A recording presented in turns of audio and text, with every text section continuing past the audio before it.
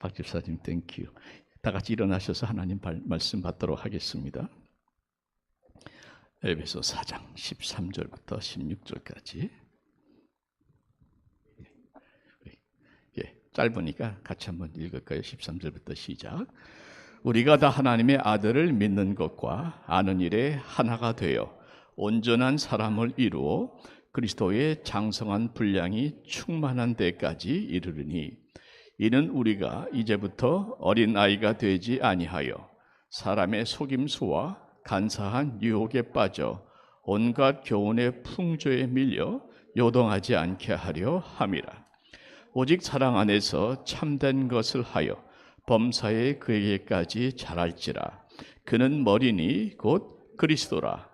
그에게서 온 몸이 각 마디를 통하여 도움을 받음으로 연결되고 결합되어 각 지체의 분량대로 역사하여 그 몸을 자라게 하며 사랑 안에서 스스로 세우느니라. 아멘. 아멘. 기도합니다.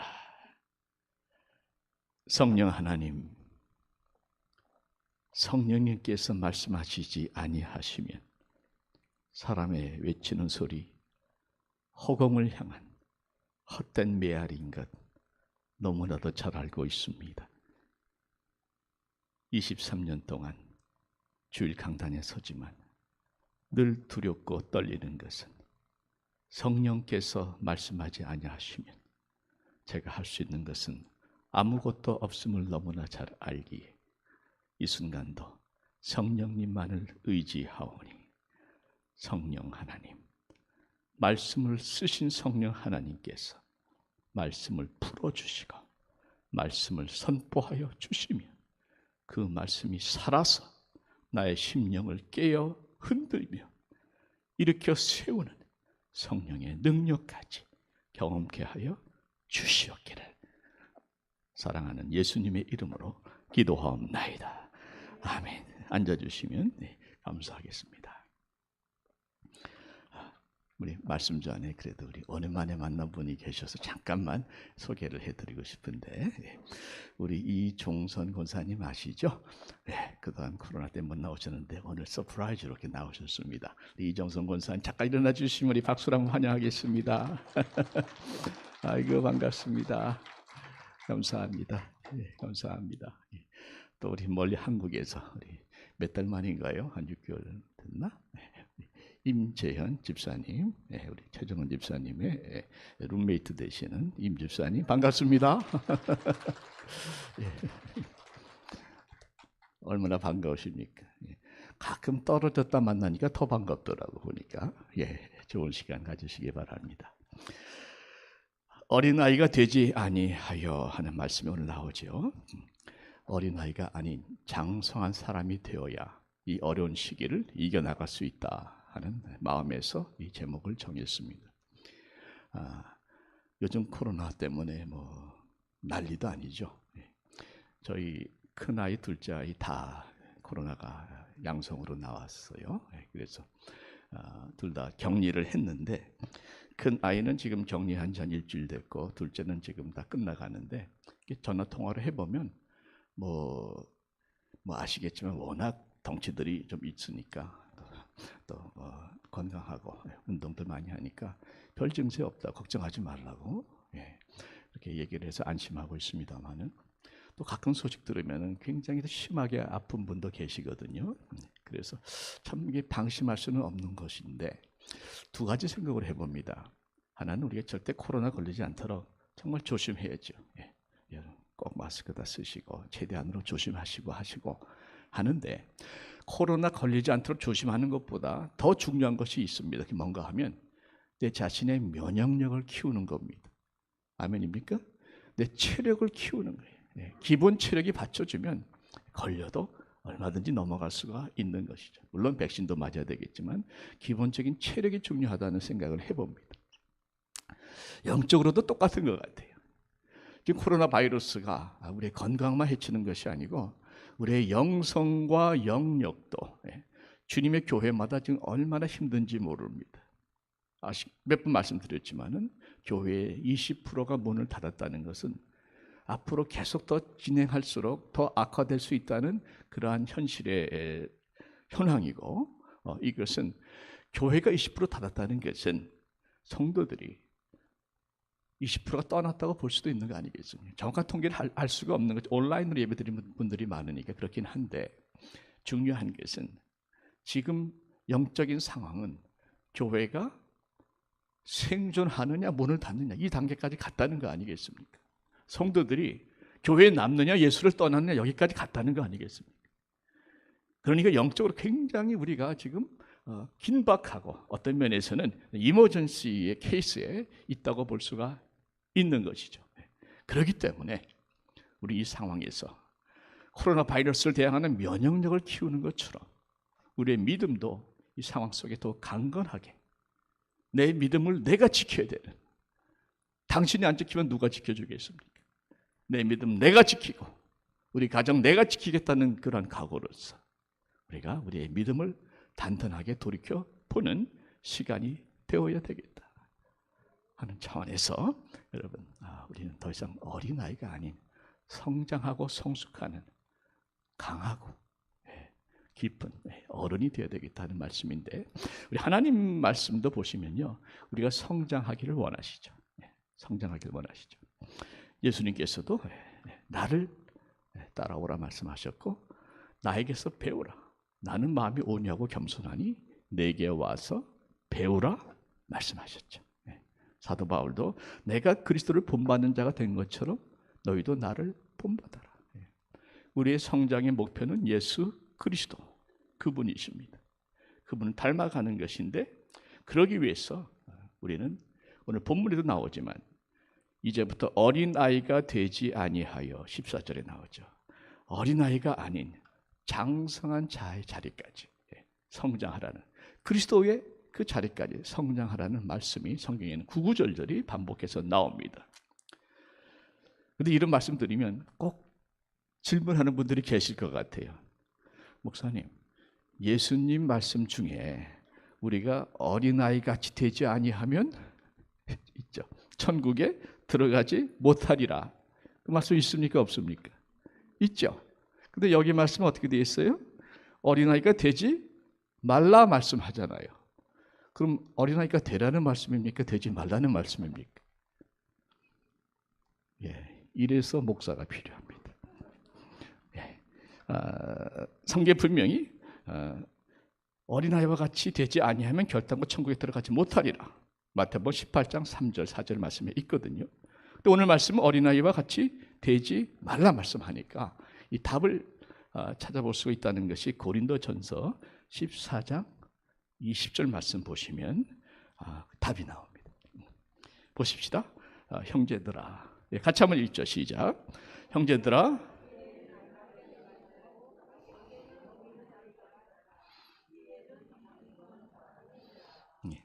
아멘. 그러니까 지혜는 말씀이죠. 하나님의 말씀에는 아이같이 되지 말고 장성한 사람이 되라. 그러니까 말씀의 훈련은 철저하게 받으라는 것이에요. 동시에 악에는 어린아이같이 되라. 악은 모르는 게 좋단 말이죠.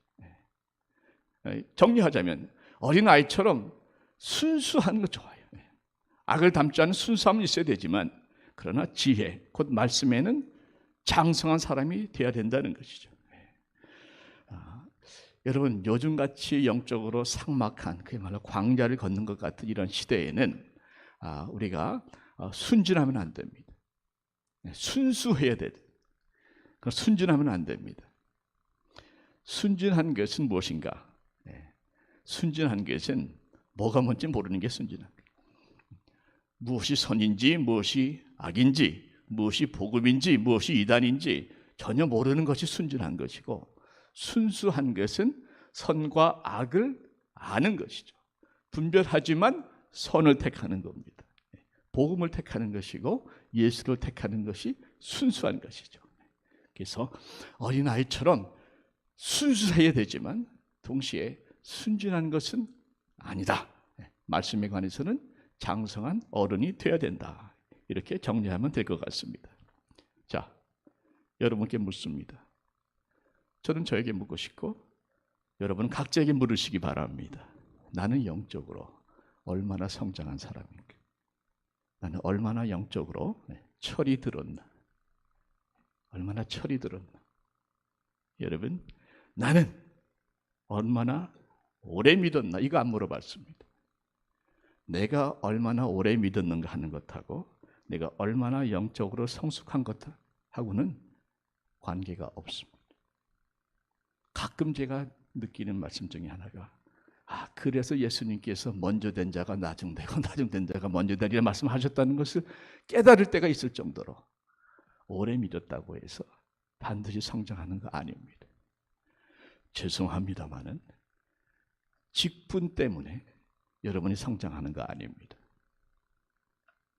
집사님, 권사님, 장로님, 목사님, doesn't matter. 직분이 여러분을 성숙시키는 게 아니에요. 여러분, 정말 오늘 한번 심각하게 나를 돌아봤으면 좋겠습니다. 어린아이가 되지 말고 장성하라고 했는데 나는 지금 어느 정도의 아직까지도 어린아이의 수준에서 벗어나지 못하고 있는 자는 혹시 아닌가? 티네이저 반항하는 시기는 아닌가? 제대로 성숙하고 있는가? 요즘 같은 시대에 나 자신을 지킬 만한 믿음을 가지고 있는가?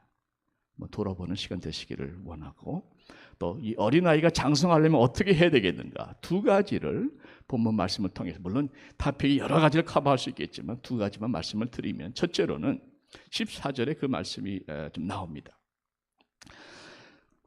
이는 우리가 이제부터 어린아이가 되지 아니하여 사람의 속임수와 간사한 유혹에 빠져 온갖 교훈의 풍조에 밀려 요동하지 않게 하려 함이라. 그러니까 영적으로 어린아이에 대해서 이렇게 묘사를 하는 것이죠. 어린아이는 폭풍이 있는 바다에서 파도에 밀려다니는 조그마한 한 척의 배와 같다. 그래서 여기 보시면 사람의 속임수와 간사한 유혹에 빠져 온갖 교훈의 풍조에 밀려다니는, 쉽게 얘기하면 사람의 속임수에 밀려다니고 간사한 이단의 유혹에 빠져버린다는 것이죠.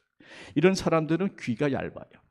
그래서 뭔가 새로운 게 나타났다, 새로운 교리가 나타났다, 새로운 교회가 나타났다, 새로운 좋은 위대한 종이 나타났다, 이러면 거기에 솔깃해서 쫓아다니는 이런 분들.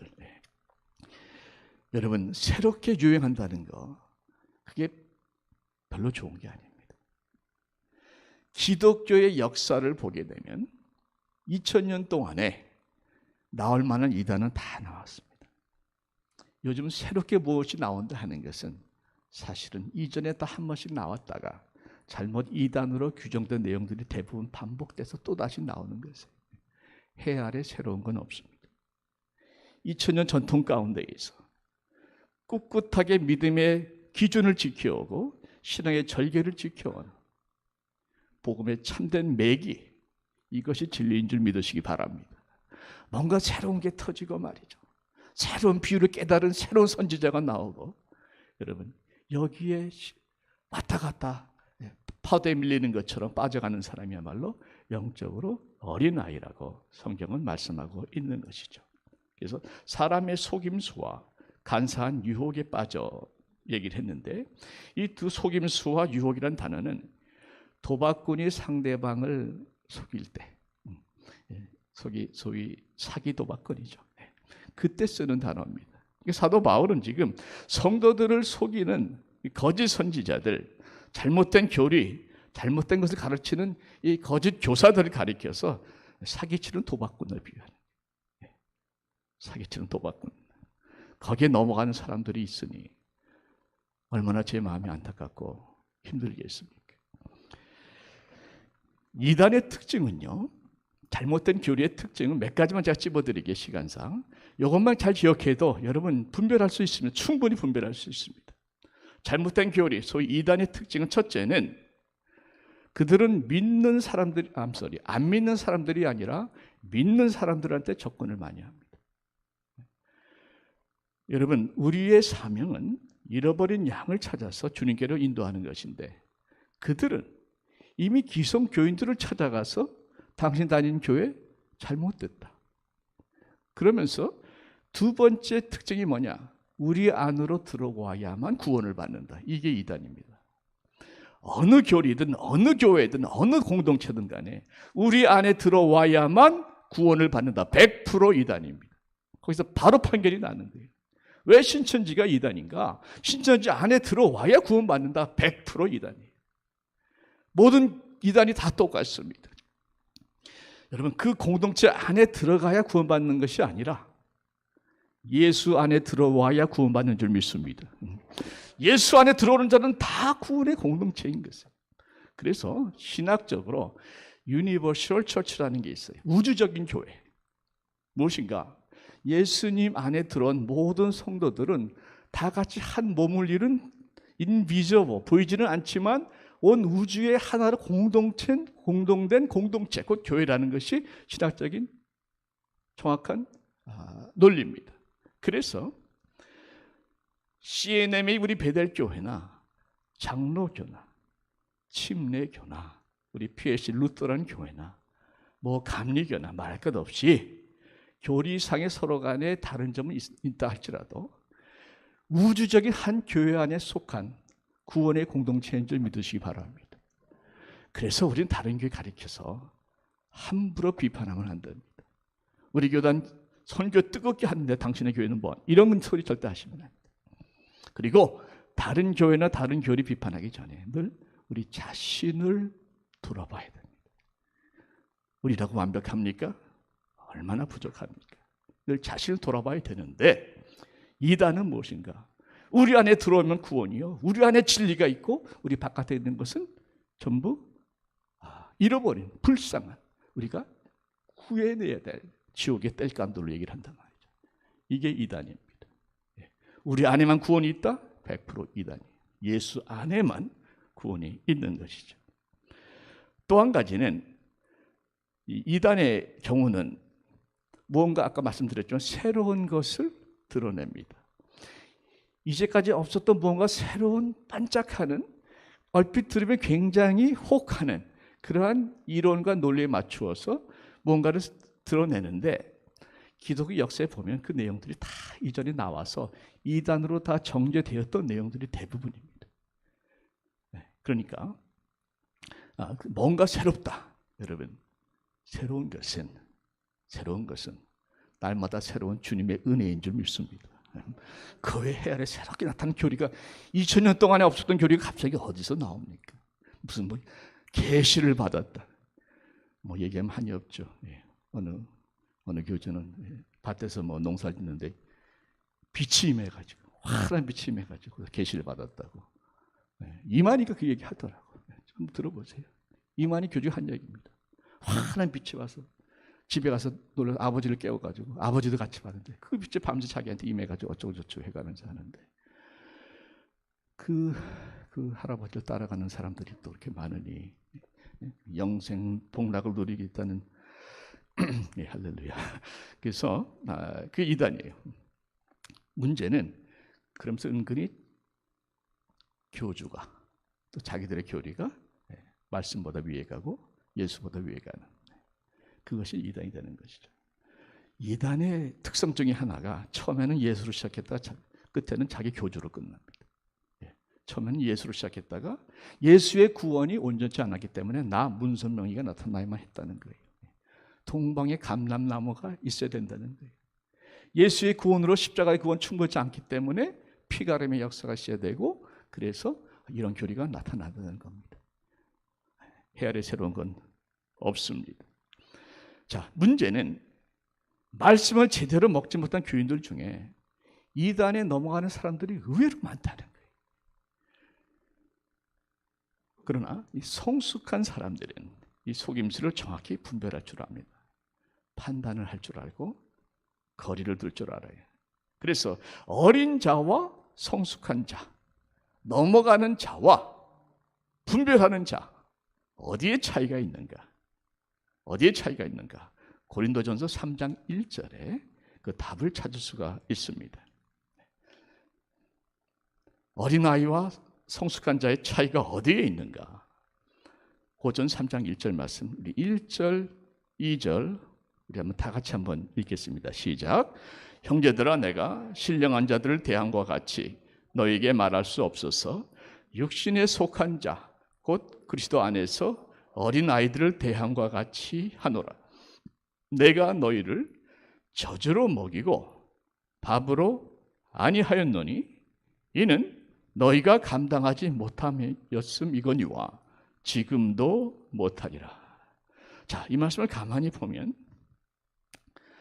신령한 자가 나오고 육신에 속한 자가 나오죠. 그죠? 또 어린 아이들이 나오고 또 장성한 자가 나옵니다. 어디에 차이가 있습니까? 2절 말씀 보니까 너희를 젖으로 먹이고 밥으로 아니하였노니 하는 말씀은 더 이상 젖을 먹는 어린 아이가 되지 말고 단단한 음식을 먹는 장성한 자가 되라, 이 말씀이죠. 어려운 거 아니죠? 네. 더 이상 젖을 먹는 어린아이가 되지 말고 이 밥이 영어로는 solid food로 되어 있습니다. solid food, 단단한 음식을 먹는 장성한 사람이 되라 하는 말씀입니다. 자, 차이가 어디에 있는가? 어린아이, 육신에 속한 사람은 젖을 먹고 장성한 자, 신령한 사람은 밥을 먹는다. 단단한 음식을 먹는다는. 그러면 젖은 무엇이고 밥은 무엇인가? 이게 핵심이죠. 젖이라 하는 것은 받아먹기 쉬운 말씀을 말합니다. 듣기에 전혀 거슬림이 없이 은혜가 되는 말씀, 저절로 아멘이 나오는 말씀. 여호와는 나의 목자시니 내게 부족함이 없으리로다. 아멘이죠? 네, 아멘입니다. 젊은 사자는 궁핍하여 줄일지라도 여호와를 찾는 자는 모든 좋은 것에 부족함이 없으리로다. 아멘이죠. 나의 하나님이 예수 안에서 영광 가운데 그 풍성한 대로 너희 모든 쓸 것을 채우시리라. 아멘이죠. 할 수 있거든이 무슨 말이냐? 믿는 자에게는 능치 못할 일이 없느니라. 아멘이죠. 어느 분은 더블 아멘이라고 그러더라고요. 따따블 아멘입니다. 아멘이에요. 자, 그런데 장성하려면 더 성숙한 사람은, 더 신령한 사람은 그 말씀뿐이 아니라 더 단단한 말씀도 얼마든지 아멘으로 받아야 된다는 거죠. 예를 듭시다. 주님께서 말씀하신 중에서 주님이 우리 위해 십자가 지신 것만 얘기하신 것이 아니고 뭐라 말씀하셨는가? 누구든지 나를 따라오려거든 뭡니까? 자기를 뭐예요? 부인하고 자기 십자가를 지고 나를 따라오라. 아멘입니까? 그래서 아멘이 확 줄었잖아요. 부담이거든요. 그죠? 예수가 나 왜 죽으셨어? 할렐루야. 그런데 나도 예수 왜 죽으라? 이게 단단한 음식입니다. 예를 좀 들어볼게요. 나는 너에게 이르노니 너희 원수를 사랑하며 너희를 박해하는 자를 위하여 기도하라. 기도하라. 여러분이 아멘 안 하니까 지금 아멘이 저기서 나오는 거예요 지금. 아멘입니까? 아멘은 아멘인데 하나님 말씀, 주님 말씀이니까 아멘은 아멘인데 굉장히 부담스러운 아멘이죠. 솔직히 저도 이 말씀 참 힘든 건 사실입니다. 원수를 용서하라까지는 maybe, 원수를 사랑하라 주여. 그래도 아멘으로 받는 것이 성숙한 자인 줄 믿습니다. 박해하는 자를 위해서 버텨내라. maybe 기도해 주라. 여기까지. 마태복음 5장 48절에 보시면 그러므로 하늘에 계신 너희 아버지의 온전하심과 같이 너희도 온전하라. 이게 뜻이 그 말씀 그대로예요. 영어로 보시죠. Be perfect as your heavenly Father is perfect. 어떻게 달리 해석할 방법이 없어. 하나님이 온전하고 퍼펙트한 것처럼 너희도 그렇게 살아라. 자신 있는 분 계세요. 아멘은 해야 되겠는데. 여러분, 디모데후서 2장 3절 말씀. 너는 그리스도 예수의 좋은 병사로 나와 함께 뭘 받으라? 고난을 받으라. 복음을 믿으면 형통을 받을 줄 알았는데 복음과 함께 뭘 받아요? 고난도 받으라는 거예요. 고난도 받으라. 이게 단단한 음식입니다. 말씀이니까 아멘이긴 한데 받아 먹으려니 목구멍에 걸리는, 잘 안 넘어가는 이런 말씀들. 그런데 이 단단한 음식을 제대로 씹어 먹을 줄 알아야 내가 비로소 성장하기 시작한다는 거예요. 신령한 사람이 될 수 있다는 거예요. 더 이상 흔들리지 않는다는 거예요. 그래서 어린아이가 되지 않는 첫 번째 조건은 단단한 말씀을 먹을 줄 알아야 됩니다. 여러분, 제가 말씀드리고 싶어요. 내 입맛에 맞는 말씀만 받지 말고 모든 하나님의 말씀을 하나님의 말씀대로 받으시기를 축원드립니다. 하나님의 말씀은 좌우의 날선검보다 더 예리하다고 되어 있지 않습니까? 그러니까 찔른다 말이죠. 하나님의 말씀이 때때로 나의 마음을 찌릅니다. 그런데 두 가지 반응이 나왔어요. Why me? How about my husband? Why not my wife? Why me? 방어할 수 있어요. 여러분, 설교 말씀도 때때로 여러분 찌를 수 있습니다. 그럴 때 목사님 왜 말씀으로 나를 치십니까? 제가 20년 전에 들은 얘기인데 지금도 귀에 생생해요. 딱 나가면서 목사님 할 말 있으면 따로 하시지 왜 말씀으로 저를 치십니까?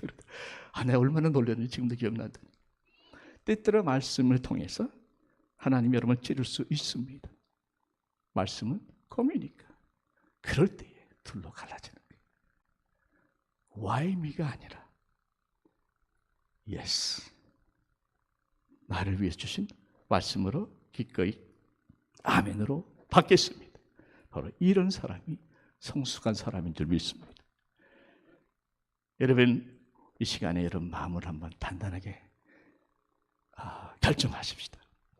하나님의 말씀은 창세기 1장부터 계시록 22장까지 모든 전체가 하나님의 말씀인 줄로 받으시고 내 입맛에 맞든 안 맞든 내 귀에 거슬리든 안 거슬리든 나를 찌르든 나를 치유하든 말씀 그대로 말씀의 권위를 인정하고 받으셔서 그 말씀대로 살기로 결단하시기를 축원드립니다. 이게 성장하고 성숙한 사람이에요.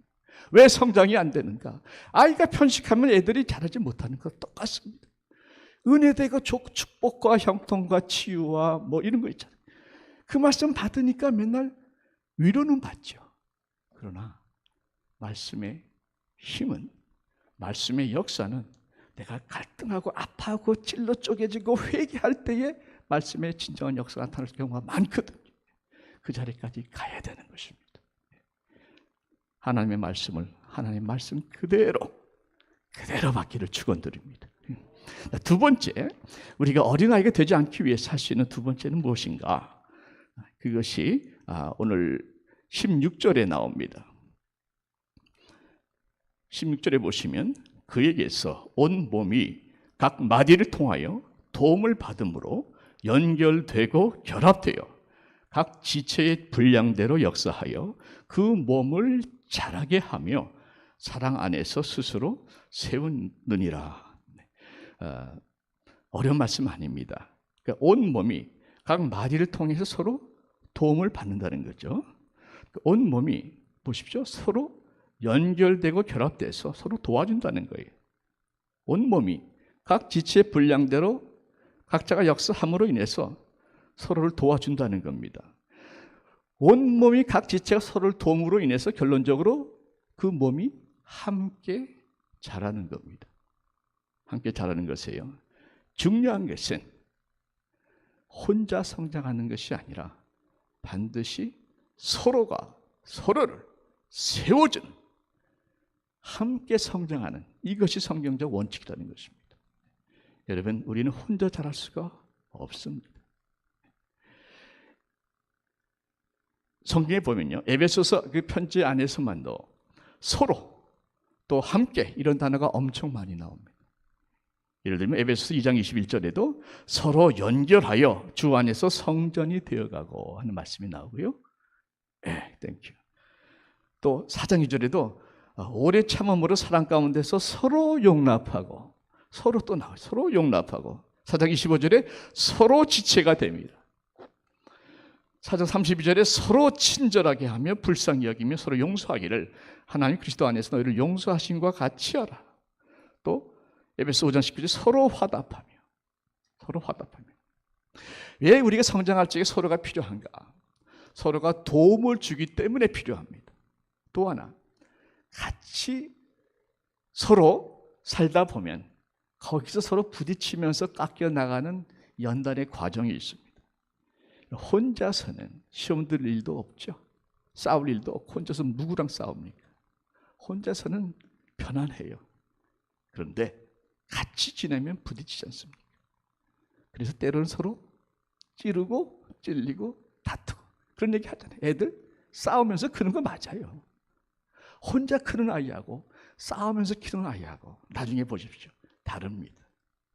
중요한 것은 함께 옆에 있는 사람이 나를 가르치기도 하고 때때로 나를 다듬는 하나님의 도구로도 하나님이 쓰신다 하는 것입니다. 그래서 에베소 4장 15절에 보시면 오늘 본문 중에 15절에 보시면 굉장히 중요한 함께 성장하기 위해서 반드시 필요한 것이 나오는데 그것이 무엇인가? 15절 말씀에 오직 사랑 안에서 참된 것을 하여 범사에 그에게까지 자랄지라. 예수님에게까지 자라는데 어떻게 해서? 오직 사랑 안에서 참된 것을 하여 예수님에게까지 자란다는 것이죠. 그러면 사랑 안에서 참된 것을 하는 것이 무엇이길래 그렇게 함으로써 범사에 예수님에게까지 자라는가? 영어로 보면 instead speaking the truth in love 이렇게 돼 있죠. 참된 것을 truth를 말하되 사랑 안에서 말하라. 사랑 안에서 진실을 말할 때에 범사에 예수님에게까지 자란다는 말씀이죠. 맞습니까? 네. 그래서 중요한 것은 우리가 예수님의 그 자리까지 자라기 위해서 우리는 서로에게 진실을 말할 수 있어야 된다는 거예요. 여러분, 오늘날 목회에, 오늘날 인간 관계에 이 문제가 심각합니다. 하도 상처 하니까 무슨 말하기가 겁이 나. 솔직히 얘기해서. 그래서 저 말을 우리는 다 알아요. 본인은 모른단 말이에요. 정말 얘기해 주고 싶은데 그 얘기하면 상처받을 거예요. 상처만 받습니까? 삐지지. 삐지면 그것도 가서 또 달래줘야 돼. 그럼 또 한참 또 이러다가 그래서 우리 교회 목자님 중에 한 분은 그분한테 가서 잘못했다고. 제가 그랬어요. 목자님이 뭘 잘못하셔서 잘못했다고 사과하십니까? 내 마음이 아프다. 여러분, 중요한 것은 우리는 서로에게 진실을 말할 수 있는 단계까지 가지 아니하면 변화되지 않습니다. 그리고 자라지 못합니다. 진실을 말하되 어떻게? 사랑 안에서. 존 스타트 목사님이 이런 말씀하셨는데 참 와닿더라고요. 말씀하시기를 진리란 사랑에 의해서 부드러워지지 않으면 딱딱하게 굳어진다. 그러니까 진리라는 것은 반드시 필요하지만 진리만으로는 너무 딱딱한 거예요. 너무 굳어지기 때문에 잘못하면 상처를 줍니다. 그래서 진리와 함께 사랑이 담겨져야 되는 거예요.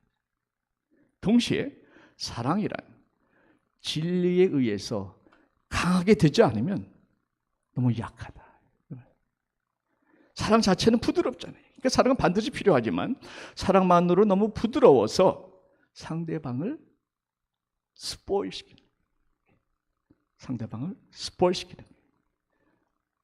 여러분 잘 아시는 대로 아이들 키워보면 알지 않습니까? 어려서부터 사랑만 받고 자란 아이들은 자기가 사랑받는 것이 당연한 거예요. 자칫하면 받을 줄은 아는데 줄 줄은 모릅니다.